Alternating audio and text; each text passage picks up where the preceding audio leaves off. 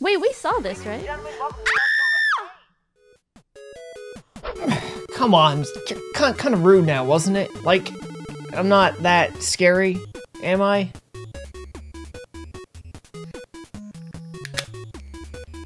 What do they know anyway? Ladies and gentlemen, welcome to Tark Talks, the infrequent modern gaming news show, where all of my info is out of date and my points are so incoherent you'd be shocked to find out that this is all done to a script. We are on the cusp of a new console generation, so news is coming in droves. We have new games revealed, new company acquisitions, niche series breaking sales records, and more.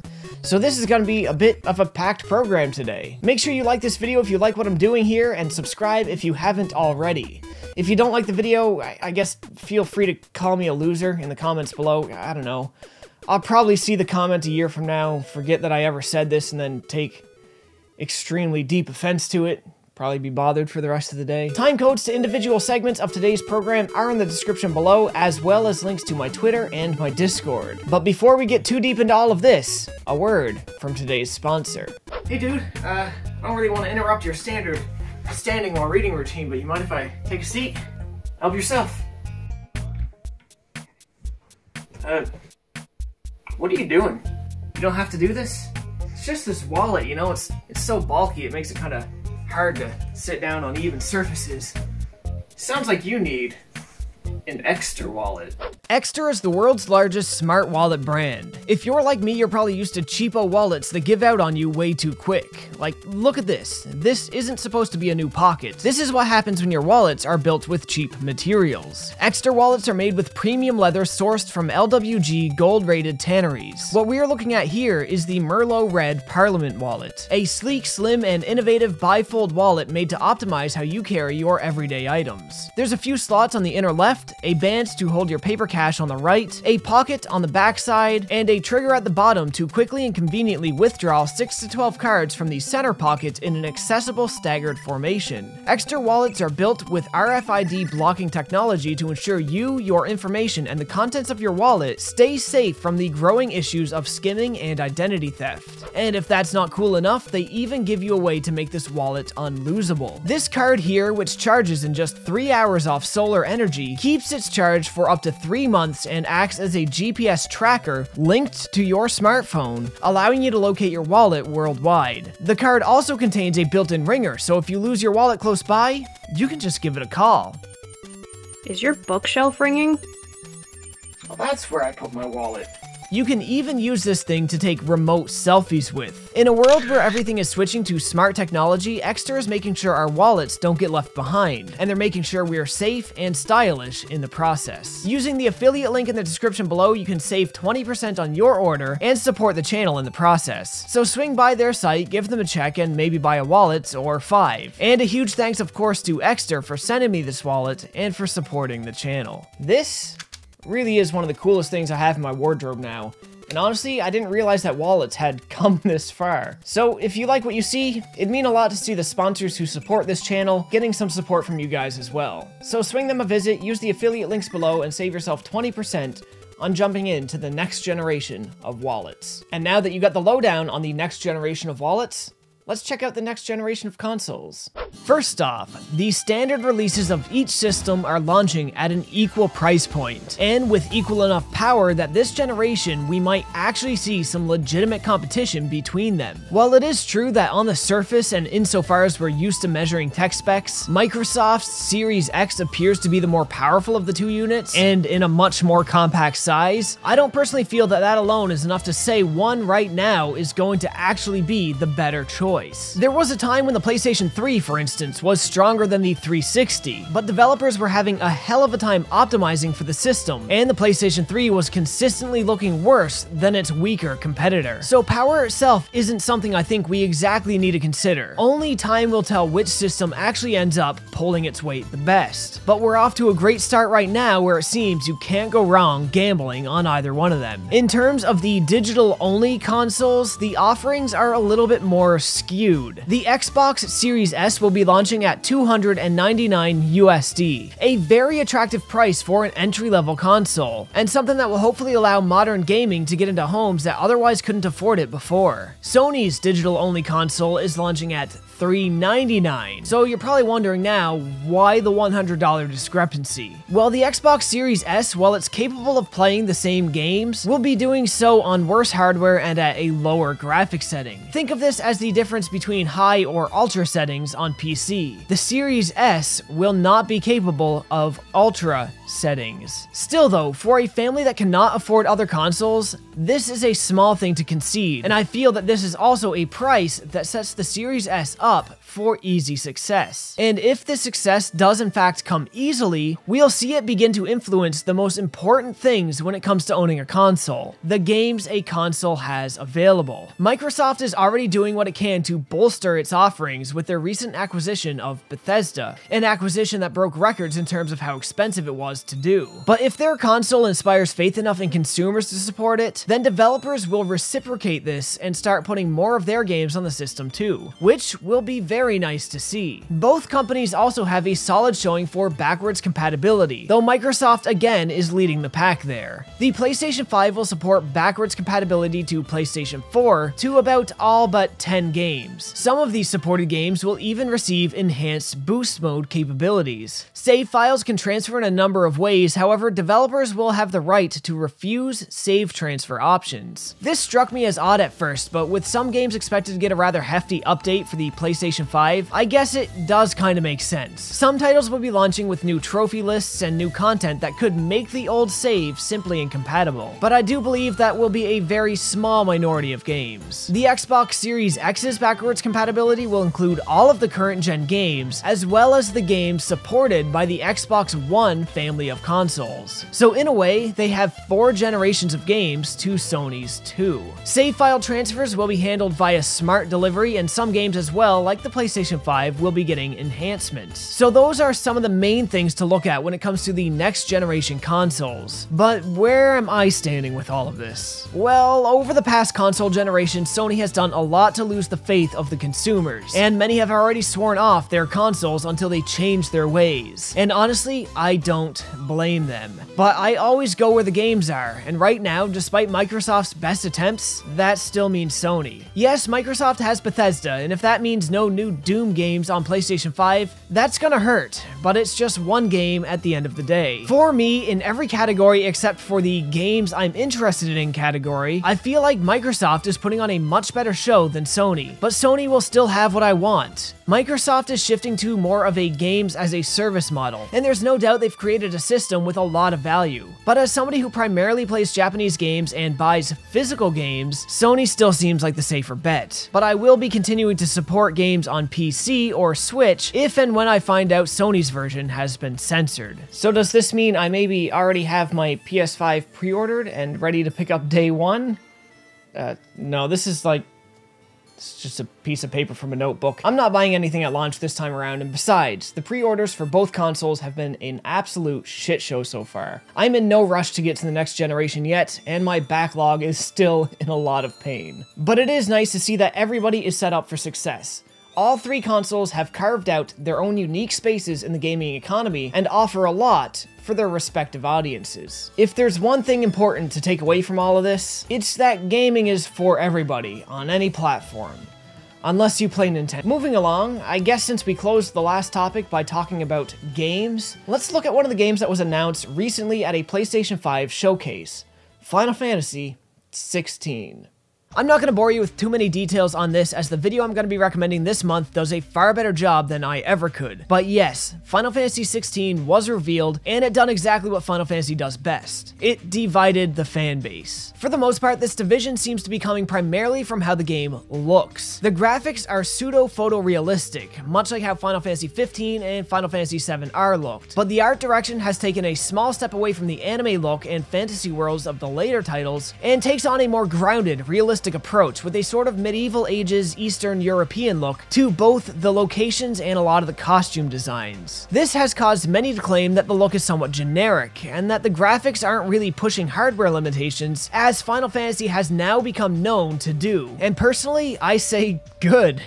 Goodbye and good riddance to Square Enix's awful attempts at putting their graphics ahead of everything else. It is nice to see next-gen graphics in this genre every once in a while, but it seems at the Square Enix offices, that just brings in needless complications that extend development time to absurd degrees and often leaves players with a bit of a mess on their hands. I can see how some people might not like the art direction and how they might feel it looks generic, but again, to me, in this series, this is a breath of fresh air. This looks like a bit of a return to form for the series, and it strayed so far from this path for so long that going back here was about the freshest thing they could have done. God knows the last thing that would have helped this game's image was more Tetsuya Nomura characters with a million belts and buckles on every piece of clothing. Combat is once again going to be action-based, but with any luck, it won't end up as half-baked as the past few outings. I talked in a previous video how Square Enix has brought the combat designer for Dragon's Dogma and DMC5 into the company, and now we know what he's been working on. I personally would have wanted something more akin to Dragon's Dogma, but bringing DMC combat into Final Fantasy should at least help the series in its new focus on being completely action-based. Really, everywhere you look at this game, there's reasons to have faith in it, and for the first time in a long time from the point of reveal, I feel like a Final Fantasy game actually looks good. I would prefer if it went back to turn-based, but for now, at least, I understand, and I concede that that ship has sailed for the series. And for those really hung up on its looks, please, for the love of God,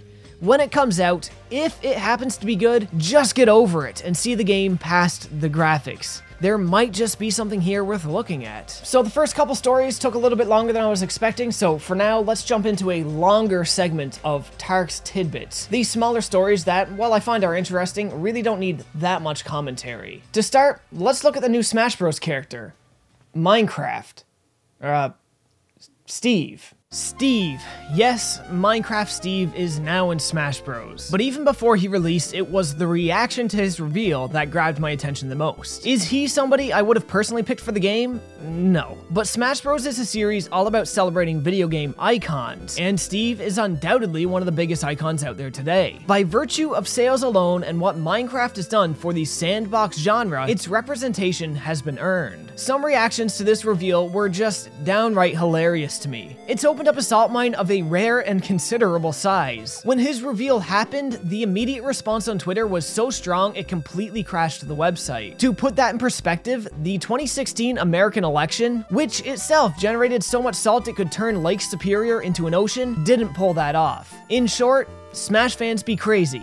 P.S. Tetris block for Smash. Next up, the Game Awards are adding a new category for innovation in accessibility. And don't worry guys, this isn't some pseudo-political SJW bullshit, so just hold your pissers for a minute. Believe it or not, a lot of people with disabilities play video games, and with the standard set of control options we have now, that can make it hard to find games that they can play. I am all for new control options, opening up the doorway to bring more people into this medium. If creating an award category helps developers focus more attention on this aspect of development, then by all means, I am all for it. Hopefully this isn't an award they sideline like some of the others I hold dear, but either way, it's a good start putting recognition where it's deserved. In other news, Mikagi LLC has posted new footage of Criminal Girls X. Yes, it is still in development. Xseed and Marvelous have finally broken word on the Uppers localization, and contrary to my previous joke, first off, Uppers is still up in the air. It is actually coming this time, only it's releasing strictly on PC now, no PlayStation 4 version. It kinda sucks, but Sony dug that grave themselves. The Legend of Heroes series is seeing wild new success. Hajimari no Kiseki has brought in over 300,000 in sales split between Japan and Asia in just 1 month's time, bringing the series' lifetime total sales to over 5 million. Early reviews of the game are seeming very positive as well. The Nintendo 3DS has ended production, and to be fair, it seems about the right time. The handheld had a rocky start but lived a pretty good and full life after. With the Switch around and the Switch Lite especially, there's really not much point in continuing the 3DS line of consoles or games any further. And GameStop is once again downsizing the scale of their operations, closing over 300 more stores this upcoming year. This has kind of been a trend, but if the stores aren't profitable, it makes economic sense to close them and double down their efforts on the stores that are. I don't like some of GameStop's practices, but I do feel they have a very valuable place in gaming, and I for one do not want to see them go away entirely. In conjunction with this, with the new console generation on the horizon, and with Microsoft including GameStop in the profit for the sales of digital games, GameStop stocks have actually climbed quite significantly, but only time will tell how long they can stay afloat.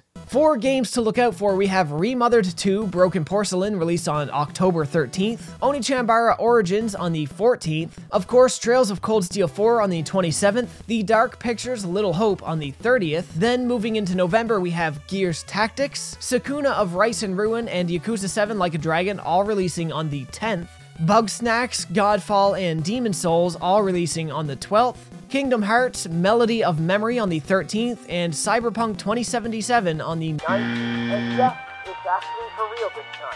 Now, the first video I want to recommend this month comes from my buddy Alex over at Backlog Battle. This is the video I alluded to earlier. It goes into detail on what we know so far and what to expect from Final Fantasy XVI, and of course why they, like myself, have some level of optimism that this game is actually going to be worth a damn. Also, while you're over there, swing Alex a sub. Backlog Battle is a channel whose quality is so professional I actually find it a bit intimidating, and I have the utmost respect for the work they put in over there. I want to throw a second video in here today as well. This video came out early September and asks an interesting conversational question. Can you be a fan of a game you've never played? This is something I think most people have thoughts on, and if you want to just listen to somebody else's opinion on it and weigh in the comments, I think the uploader would really appreciate seeing the conversation develop. It's a conversation I find fascinating myself and is very relevant in the streaming landscape today.